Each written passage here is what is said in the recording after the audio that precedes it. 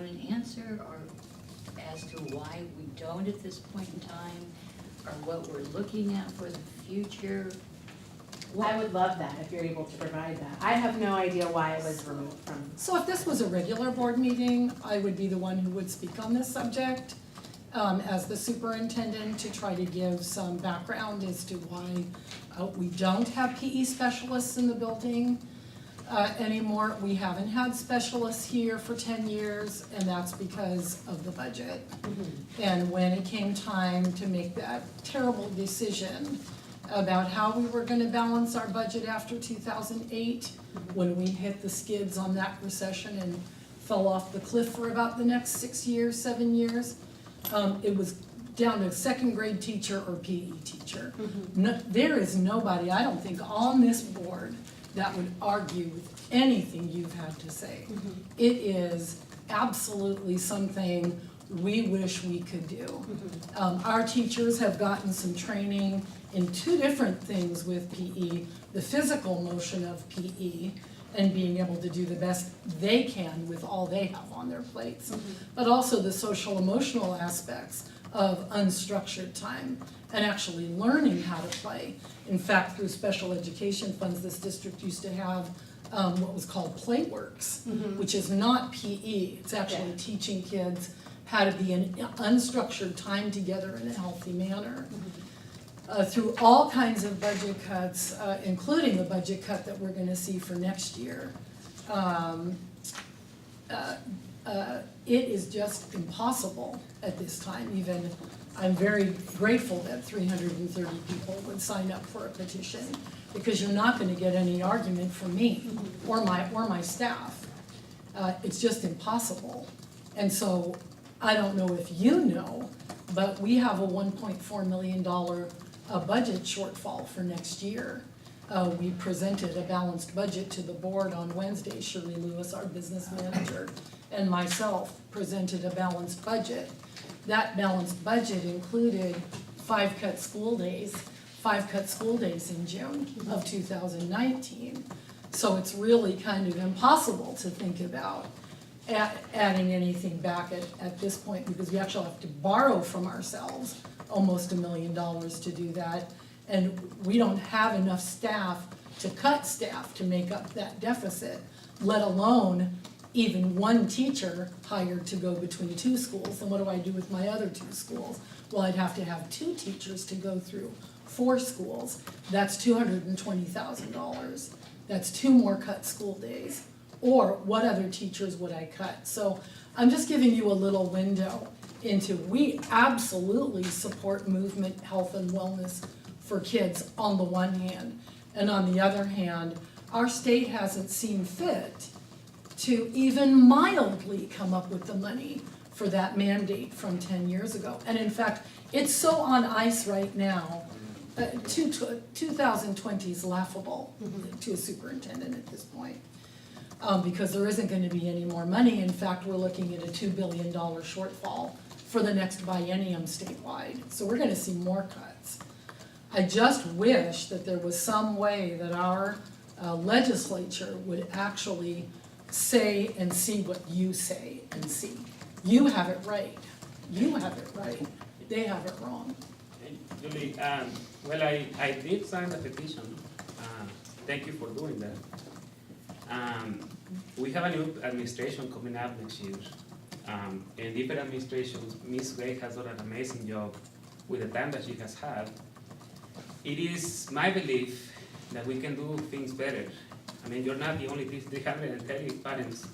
That's mostly more than 1 elementary school that we have. I think we have 250 kids in each school, so 330, that's probably in a school and a half. As Ms. Gray said, nobody here is against PE. I know that every time there's a new idea, one of the safe things to run to and tell the people is there's the money, and then that's it, and then people cannot go defeated, and then they don't try anymore. I happen to believe that it is people like you who take the leadership, who can make us look within ourselves in the mirror and do things better. I mean, we can definitely go through our books and see how David Douglas, Reynolds, how is it that they do it, because they do have PEI work in a different school. And we can also look at example of, for example, Beaverton. They just went for a 300 t-shirt levy, which is on the pamphlet. I would be more than willing to pay more taxes, $25 a month, if that means that my daughter, your daughter, everybody's kids in here, will get not just video, maybe something else. If they're going for 300 t-shirts, which is doable to them, I think we can afford to go maybe for 4 or 5, and maybe look at ourselves and see what we can do different. So I would love to see parents like you being on some sort of ad hoc committee, as Kerry King mentioned, in which we can find a strategy or a map that makes all of our kids have what they need. And our demographics have changed in the past 5 years. We are certainly a wealthier community than we were just 5 years ago. And I believe there are people just like me. I think even if we don't have kids in the school, we will be supporting of bringing more resources into our schools. I think those of us who came late, we have benefited from the state-of-the-art buildings that we have at the middle school and the renovations that we see across. And this has been possible from the work of previous boards on passing the bond.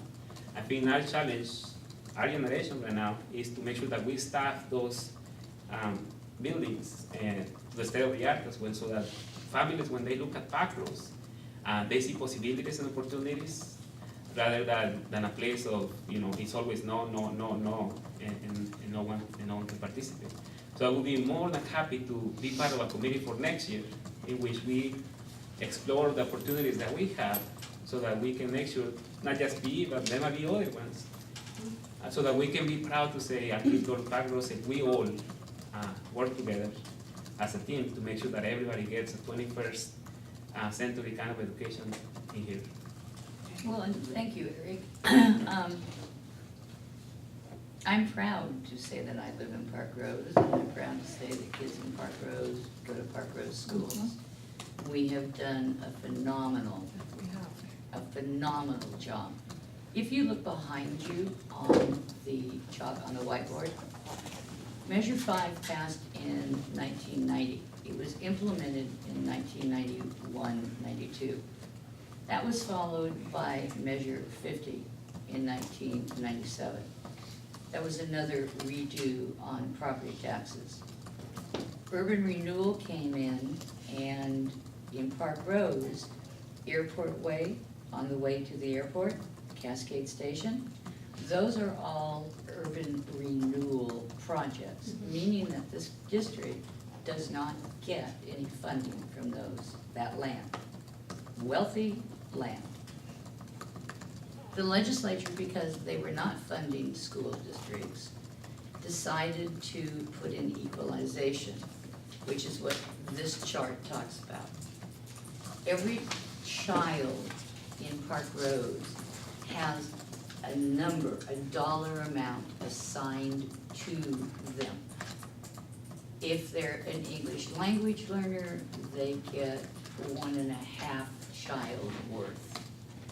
We lost 80 students this year, but in reality, when you look at the dollar amounts assigned to them, it's as if we lost 112 students. This is not justifying why we don't have PE, because I remember teaching with PE, and I remember the benefits. The legislature decided to put in a process called equalization. In a dream world that I would be proud to live in, the legislature would say, okay, we're gonna bring the low spending districts up to those like Parkrose. That's not what they chose to do. They set a medium and they brought the high spending districts down, which means this district has gone through cuts. City of Portland was great at one time. They gave us some help.